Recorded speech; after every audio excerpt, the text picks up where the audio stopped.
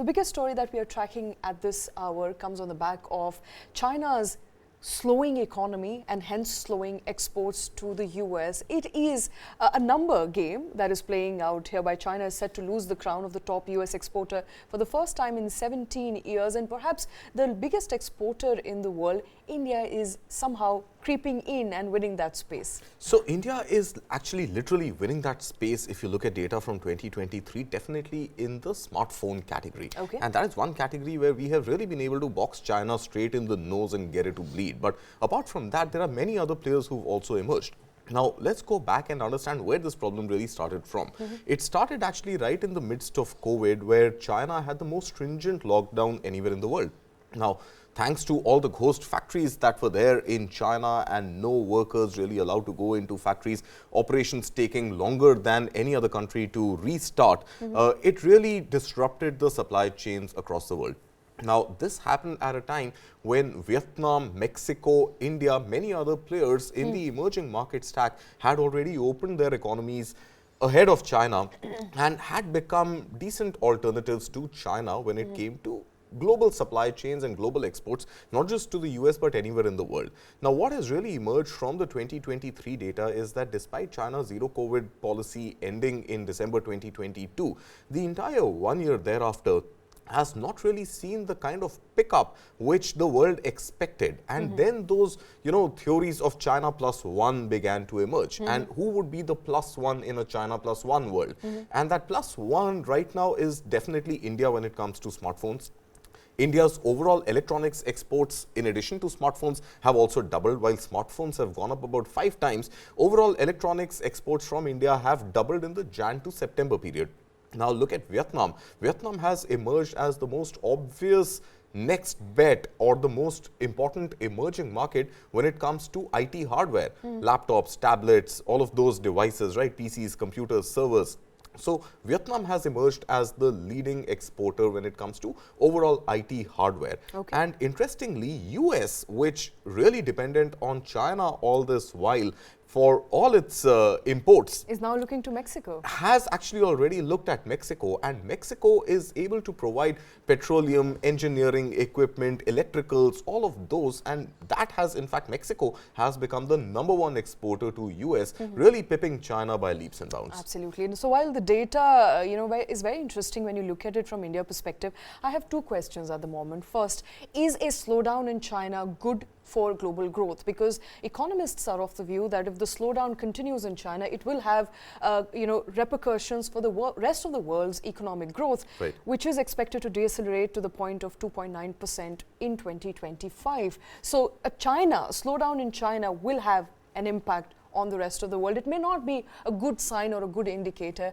as otherwise expected. Right. So, I think any economy, any large economy slowing down overall is bad news. I mean, we may take a very, very patriotic view and believe that, oh, China slowing down is a great opportunity for India. No doubt it is. But remember that China is not just an exporter, China is also a consumer. An importer, consumer. It's a absolutely. consumer. So, in the absence of any other equally large economy growing at least at double the rate of China slowed down to mitigate the impact of China slowing down is overall bad news for the world, because it is a consumption base. Whether you look at any sort of automobiles to real estate, which was the largest sector Energy, in China, fuel. energy, petroleum products, any product out there, China with 1.4 billion people equal to India is also a large consumer market.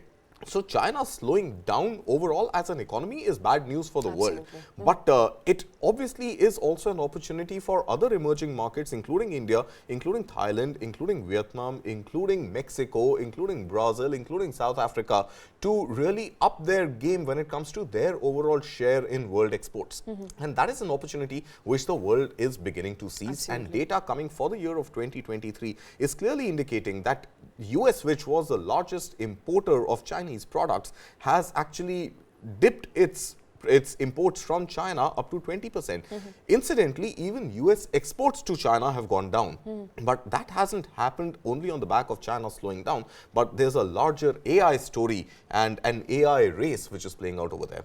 And before we go to AI race, what does it really mean for India? Where does India feature in this scheme of things, if you may ask? The China +1 strategy that you alluded to, the story is becoming bigger here, not just in electronic space, which is where India is, of course, taking the first leap, but in other sectors as well, which have been now vacated by China. Right. So I think what it typically means for India is that, I think the government of India has already said that it is going to reevaluate its ban on importing IT hardware to give India-made IT hardware a real impetus, a real push, and the government then rolled back on that later in 2023. Now, that policy is up for a relook right now as we speak.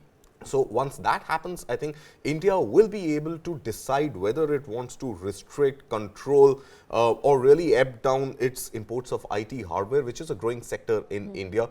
India importing about 8 billion worth of IT hardware, if the numbers serve me right. So that is a big sort of question mark right now. What should India do? Secondly, India's overall cutback on Chinese investments coming into India is obviously, it serves a double advantage. One advantage being that you continue to hurt China economically, and second, you try and bolster or you try and meet up the numbers of that large demand from self-made Indian goods, right? But I think the bigger story there is also about PLI. India has been trying to incentivize manufacturing in the country for critical, goods which India wants to produce and wants to be self-reliant in, whether it is semiconductors, whether it is defense, whether it is artificial intelligence, automobiles, etc. So we really want to encourage industry to, loosen its purse strings, invest in the country, take advantage of the PLI sector. All of this is likely to play in favor of India if China continues to be sort of, this big bully out there that the world does not want to do business with. And so it'll do well for India. Absolutely. But that is not the only thing India should bank on. Given the fact that almost 40% of the world is into election season this year. In fact, our neighbors Bangladesh and Taiwan have already concluded elections. India is up for elections later in the year. US goes for elections. So overall, with regime changes across the world and a potential change of guard in the US, the equation with China vis-a-vis the rest of the world could change. So that should not be the only factor India should keep in mind to bolster its own manufacturing initiative. Right.